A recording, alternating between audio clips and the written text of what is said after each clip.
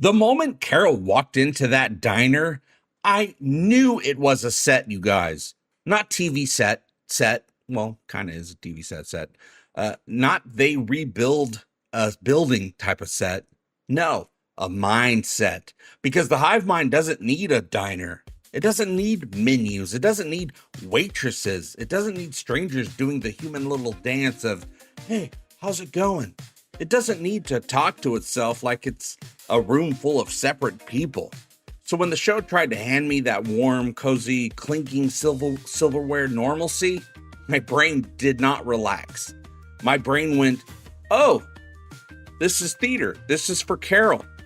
And that's why Charm Offensive is one of the smartest episodes of the season so far. It's not about explosions or action. It's about something way scarier than that. A system that stops trying to break you and starts trying to win you. Now, before we go any further, quick confession, you guys. I usually try to keep these Pluribus reviews shorter, not because I don't have more to say, but because the internet trains people to flinch at anything that asks for real attention. Click, skip, scroll, swipe, keep it tiny, keep it fast, keep it disposable. But I'm basically on a one-man warpath against the algorithm. A lot of you guys already know that. Because the algorithm wants me to shrink everything down to appeal to the very audience whose attention spans were chewed up by the machine in the first place. And I'm not trying to appeal to another kind of hive mind with my content. Not while I'm covering a show about a hive mind that sells comfort as control. So to hell with what the algorithm wants. I'll make episodes as long or as short as I feel like. That's what Carol would do. She wouldn't let a system train her to behave, you guys. She'd keep her eyes open and do the work any damn way. And if you want to come along for that journey, I'd love to welcome you aboard. Because episode 8 is the hive mind changing tactics. So I'm changing tactics too. Charm Offensive picks up after Carol's long stretch of isolation last week, where the quiet becomes its own kind of pressure. And when the hive mind returns to her life through Zosia, the energy isn't, oh, we caught you, Carol. It's, we missed you, Carol. That's the move right there. This season has been building a world where nearly everyone on Earth has been assimilated, except for, 13 immune humans, in a collective consciousness created by an extraterrestrial virus. We seem to know that for sure now after this episode. Well, we kind of already did know that from the beginning. The hive mind claims it's bringing happiness, right? It claims it's fixing humanity. And Carol, being Carol, looks at that and says, no, you stole people from themselves. So the hive mind tries a new approach. Don't fight Carol's resistance. Redirect it. Soften it. Wrap it in comfort until it gets tired of being so sharp. That's where Zosia comes in. Zosia isn't just a companion, she's a strategy. She's presented as Carol's happiness guide, but what she really is, narratively, is the hive mind's most advanced tool. A human face designed to make Carol's resistance emotionally expensive. And the episode makes sure you understand something very important, that Carol isn't clueless. Carol calls it out. She basically says, this is manipulative. This is an act. You're trying to distract me and knock me off course because you know I haven't given up. That line matters because it means what happens next isn't Carol gets fooled. It's Carol is lonely and still aware. And that's a much more honest kind of danger. So now let's talk about the other side of this episode's chessboard. Manusos.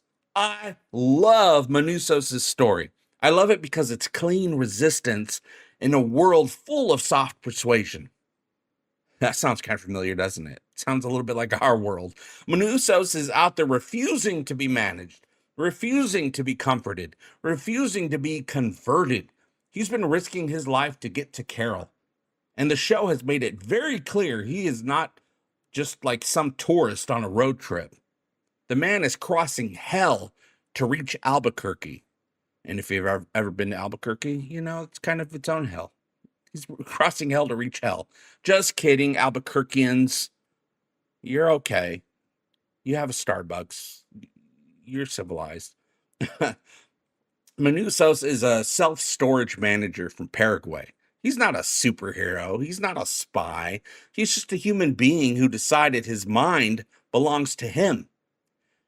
And his storyline contains one of the funniest, bleakest jokes the show has ever dropped. That basically, in the apocalypse, which is where this show takes place basically, healthcare pricing still finds a way to be a scam. That detail shouldn't work, but it does, because it feels like the kind of dark truth the world refuses to outgrow. The planet ends, and the billing department still slides an invoice across the table like, oh, that'll be $8,000, please. Good luck. Of course, Manusos did ask for that, but hey. Manusos is the part of the story that reminds you what pure resistance looks like when it's not dressed up as romance or comfort.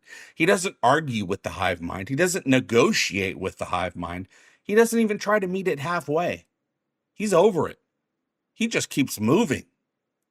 All right, so now back to the diner, because the diner is the centerpiece of Charm Offensive. It's the episode's statement. This is what persuasion looks like when it's built by a mind that can reconstruct the world around one person's psychology. Zosia takes Carol there as a gift. The hive mind rebuilt Carol's favorite diner, Laughlin's, because it knows that place is tied to who Carol was before everything ended. It knows Carol wrote Why Caro there. It knows that that diner is connected to her momentum, her identity, her early grind, her belief that stories can build worlds. And for a moment, it works. Almost. Carol walks in and she's pulled into memory. She's back in the old rhythm. Coffee, booth, scribbling, escaping the noise of life by turning it into fiction.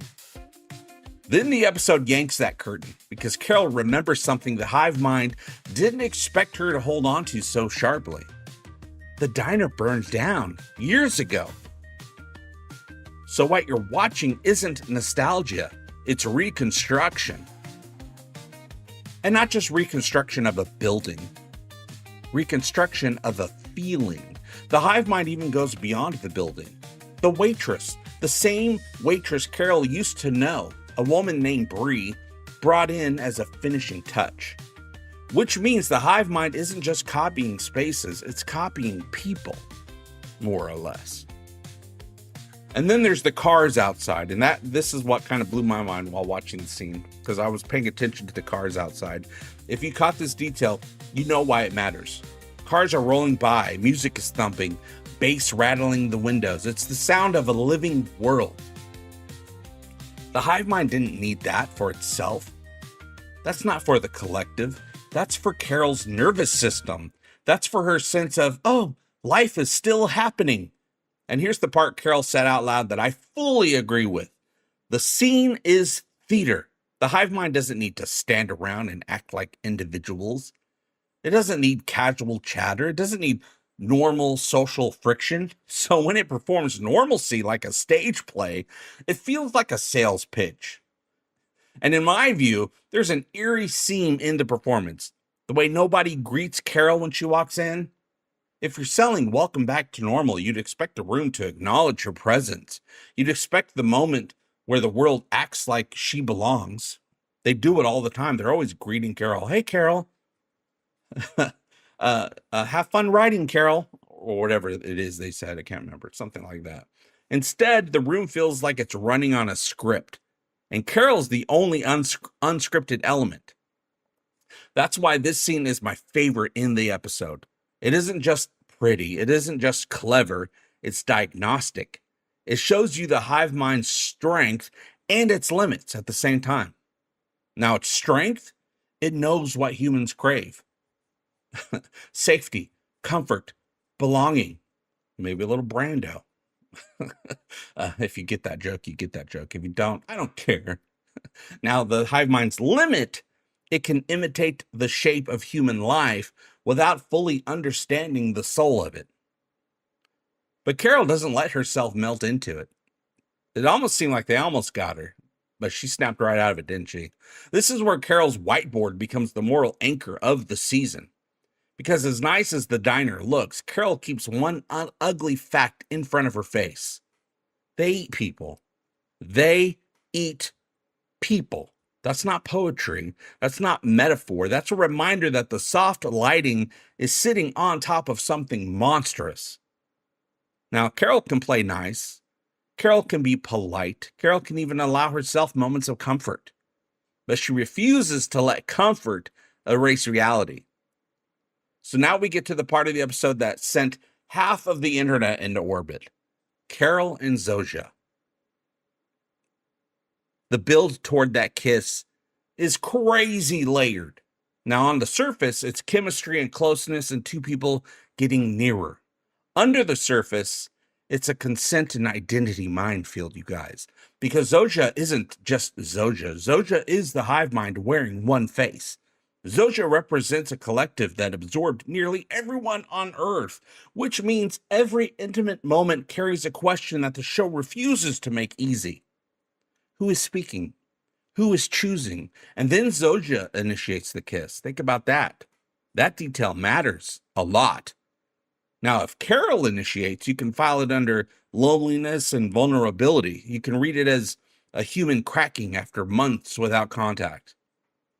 But when Zosia initiates, the episode forces you to confront the show's core tension. Is this a sincere connection forming? Or is this like the Hive-Mind using intimacy as a lever? The answer might be complicated. I don't think it's that complicated. I think it's the Hive-Mind basically trying to manipulate Carol. But the show hints at both possibilities without handing you a neat label. Now, Carol initially pulls back. Then she kisses Zosia back. Passionately. Not as a joke, not as a dare, as a choice. And afterward, the episode leans into domestic normalcy. The morning after. Breakfast together. The soft language. Zosia starts sharing personal memories. At least we assume they're personal memories. Including a story about mango ice cream from her childhood. Details that feel distinctly individual.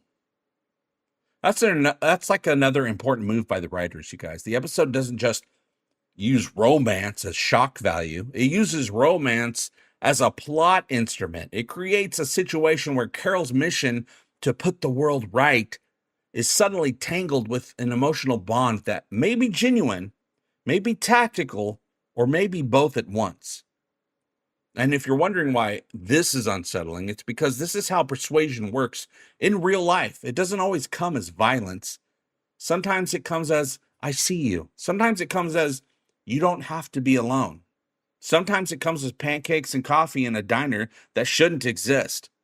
That's my favorite way of being presented with persuasion, you guys. Especially if you add a little bacon, eggs, and hash browns. You can consider me pretty persuaded by that. But the cost is the same question every time.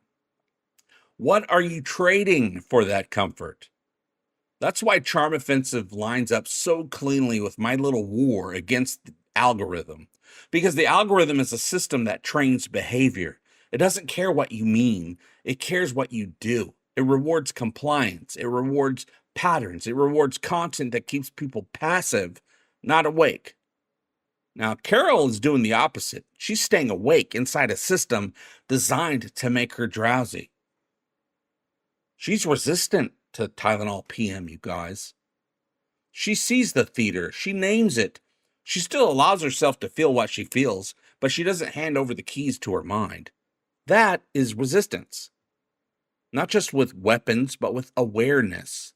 Now, with the finale right around the corner, the tension isn't just, will Carol reverse the joining?